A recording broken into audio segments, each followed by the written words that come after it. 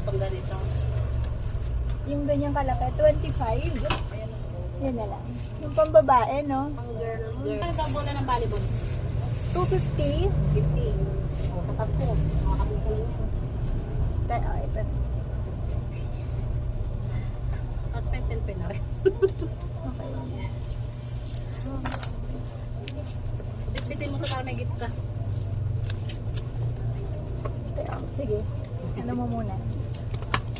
Nadama na natin para suspense. Susulat ko muna.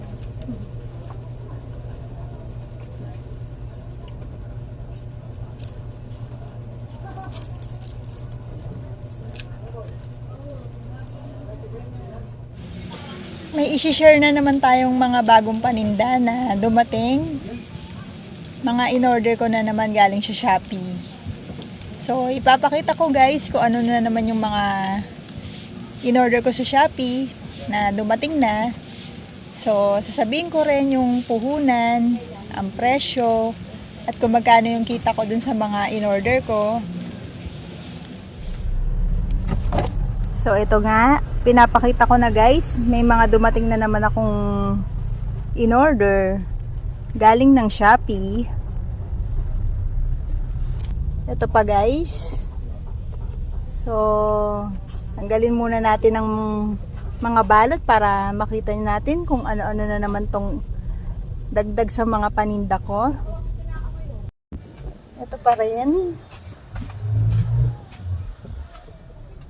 Okay. Ayan na nga ang mga lamon. So, umpisa muna tayo dito sa Merry Christmas banner. Umorder ako ng 10 pieces niyan. So, dalawang design lang ang in-order ko. 5 ganito, tsaka 5 ganyan. So, ayan guys ang itsura ng Merry Christmas banner. Ayan. Ganyan siya kalaki. Ang puhunan niyan, 10 piraso yan kasi tag-5 ng dalawang design ay 40. So, ibebenta ko yan ng 80. Para may kita ko rin 40 din. So, itong drawing book, tumaas to guys. 22 na ang puhunan niya. Parang kailan lang ang benta ko niyan, 25 lang. So, hindi ko na yung bebenta ng 25 kasi 3 na lang akin dyan. So, wala nang mangyayari sa'yo. Kailangan 30 na yan para may kita kang 8. So, umorder lang ako niya ng 20 pieces. Ayan. Doon kasi sa kinukunan ko ay isang design lang. So, may mga ano kasi na gusto nila iba-ibang kulay. Kaya sa Shopee na lang ako nag-order. Ito naman, ang habol ko lang dito guys, itong itim na headband na parang tela. Wala kasi nakukuha puro itim, naka-assorted talaga, may kasamang puti. So, pareho lang sila ng presyo. Mapa malapad, mapa hindi. So, 12 pieces sa isang balot. So, ang puhunan nito, sa isang piraso ay 8. Ang benta niyan, 20. Kahit itong maliit, ganun din. Pareho lang sila, 8. Ang benta niyan, 20, isang piraso. So, may kita tayong 12 kada isang piraso. So, dito naman tayo sa Happy Birthday. Yan, yung parang dikit-dikit na Happy Birthday. Ang sulat, kumuha ko ng ito, iba-ibang color din. Ito yung blue, gold. Yan. Tsaka yan pink. Tsaka yan silver. Ayan. So, 5 piraso lang yan guys. Ang puhunan yan ay 20. So, ang benta ko dyan ay 40. So, may kita pa rin akong 20 dyan. Okay. Ito naman, Happy Birthday banner pa rin. Ayan. Iba-ibang design din, tsaka color. Kumuha lang ako ng 2, 3, 4, 5, 6, 7, 8. Oh guys, mas mahal to. 23. Hindi kagaya nung isa, 20 lang. So, ang benta niyan ay 45 para meron tayong kitang 22 kada isang peraso. Yan. Ito namang calculator, ang puhunan ay 65. Kumuha lang ako ng 4. So, ayan ang itsura niyan sa box. Ang benta niyan ay 100. So, may kita dyan 35 sa isang peraso. So, 4 lang kinuha ko niyan. So, ito naman ay pump ng Lobo. Ang puhunan naman niyan, 26. Ang benta niyan 50. So, may kita dyan na 24. Dahil 50 ang benta, kumuha lang ako ng 6 na peraso. Ito namang clam sa buhok, kumuha ako ng 27 pieces na na-assorted. So, maganda tong kinukuha ko na to guys, kasi parang hindi siya madaling mabali. Maganda yung materials niya, tsaka yung plastic niya. So, ang puhunan niyan 16, 25 ang benta niyan. May kita dyan na 9 kada isa. So, ito naman guys, SIM card. Wala na ako ng smart. Kumuha ako ng 10 pieces. So, guys, ang puhunan nito, 32. Pero guys, hindi ko yan susundin yung 40 na yan. Gagawin ko yung 50. Para ang kita mo dyan ay 18. Kasi guys, hindi naman to fast moving. Biruin mo guys, kung may stock to sa'yo, at hindi to agad maubos, may chance ka pang malugi. Kaya nga 10 piraso lang ino-order ko. Ito yung pinaka-wise na pagkuha lang nito. Kasi hindi naman to fast moving. Tapos kung hindi siya fast moving, so hindi ka ganong kumikita rito. Kaya dapat mga 50 ang benta nito para may 18 ka. Total, hindi naman yan araw-araw na bibili. So ito naman ay correction. Umorder ako ng 4 na taga-6 na ganyan. So 4 yan. Ang puhunan naman ito, kada isang piraso ay, so yan, ay marker. Kumuha lang ako ng 6 na box. 65 ang puhunan kada isang box. So, kung 10 ang isa niyan, ang benta, so 12 ang laman sa isang box. 120 kung pang 10. So, may kita kang 55 pesos sa isang box. Ito naman ay brick game. So, ang puhunan ay 75. 3 lang na order ko eh. Ayan. 75 ang puhunan mo. So, pwede mo yan ibenta ng 120 para may kita kang 45. Ayan.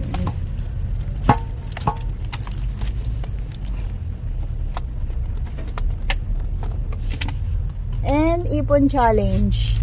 Na ganito kalaki. 6 lang kinuha ko niyan. Ang puhunan ay 36. Ang benta ay 60.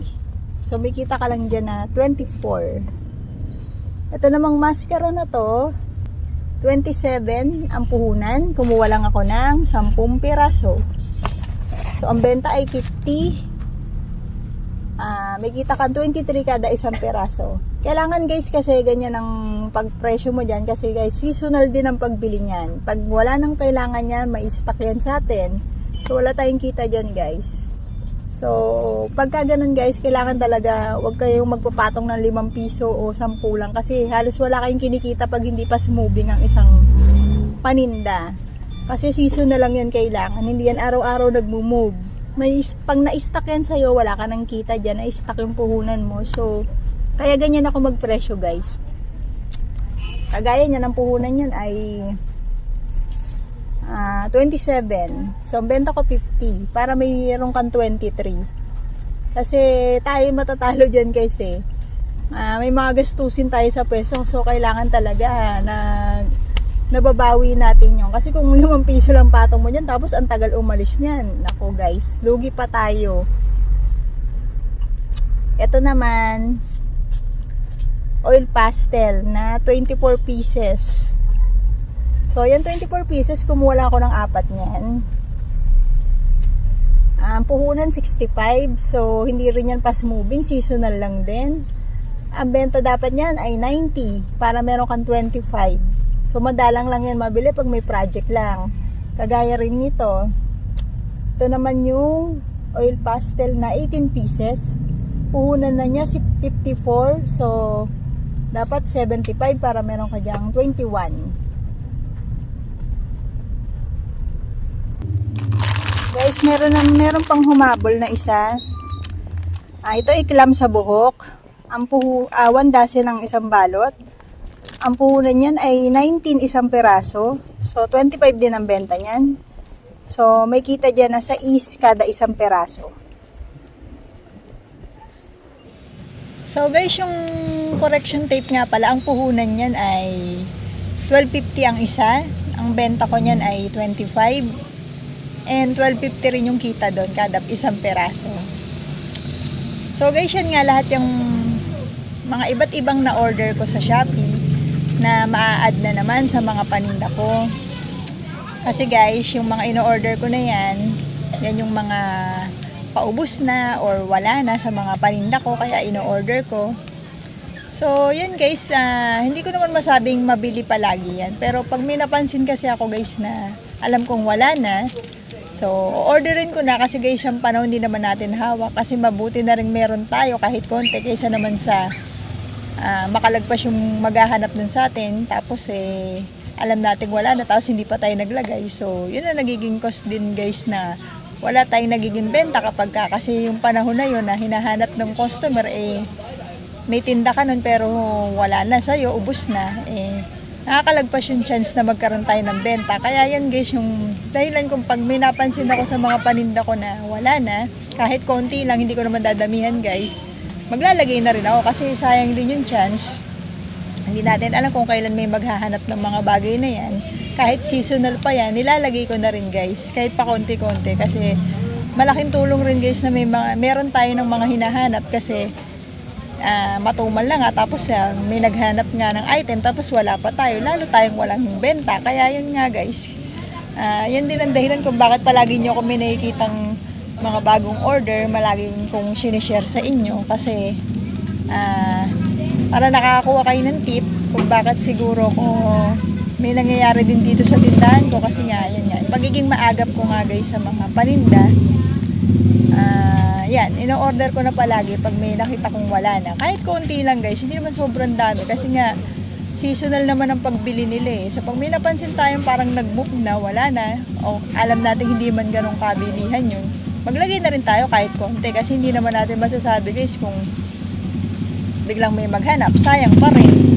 Diba kasi nagdalawang isip pa tayong maglagay. So kahit konti, maglagay-lagay tayo guys ng mga hinahanap nila para kahit pa paano nakakabenta tayo, lalo na sa panahon talagang matumal guys. Tapos minsan na lang may maghanap, wala pa tayo, lalo tayong zero. So guys, hanggang dyan na lang. Thanks for watching. Don't forget to like and subscribe.